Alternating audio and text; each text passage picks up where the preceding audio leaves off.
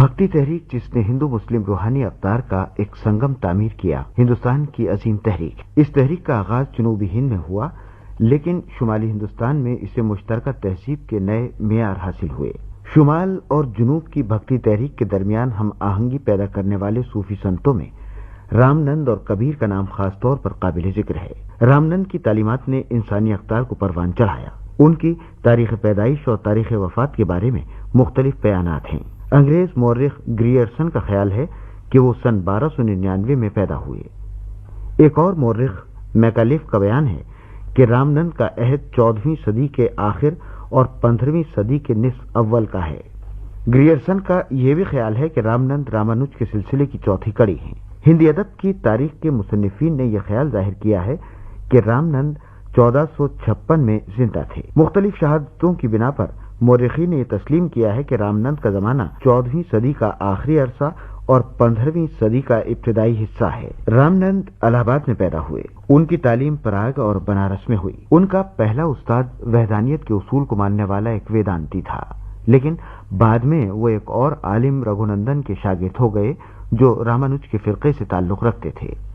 وہ آزاد خیال تھے اور ملک کی سیاحت کے بعد انہوں نے ہندوستانی مذاہب کی بنیادی روح کو تلاش کیا تھا۔ رامنند نے بھی اپنے استاد کی روش کو برقرار رکھا اور بنارس میں مسلم علماء سے بھی تبادلہ خیال کیا۔ رامنند کے تجربات اور مباحثوں کا نتیجہ یہ ہوا کہ انہوں نے اپنا ایک منفرد راستہ نکالا۔ دینی عقیدے میں انہوں نے ویشنو اور رام کو شامل کیا اور بھکتی کی تعلیم کسی تعصب کے بغیر تمام فرقوں اور ذاتوں میں پھیلائی۔ ان کے ماننے والوں میں مسلمان علماء بھی شامل تھے۔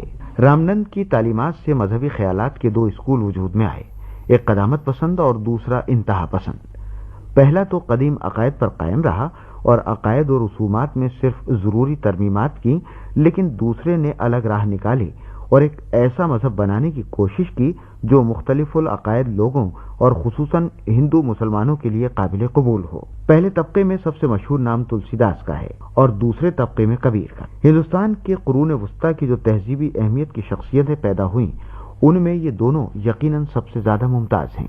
رام کی بھکتی کے گیت گانے والوں میں تلسی داس کا ہم پلہ کوئی دوسرا نہیں ہے۔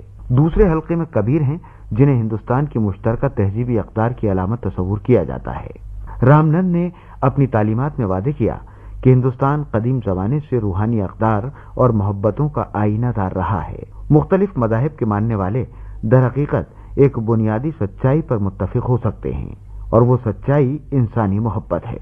پہلے انسانوں کے درمیان باہمی اعتماد اور محبت کا رشتہ استوار ہونا چاہیے تاکہ وہ اپنے اپنے مذہب پر قائم رہتے ہوئے خدائے برتر سے محبت کر سکیں۔ رامنند نے ذاتوں اور فرقوں کی تقسیم سے بلند ہو کر محبت کا درس دیا اور بتایا کہ تمام مذاہب سچے ہیں اور ہر ایک مذہب نے جو اقدار مقرر کی ہیں ان میں رواداری اور مساوات کو اہمیت حاصل ہے۔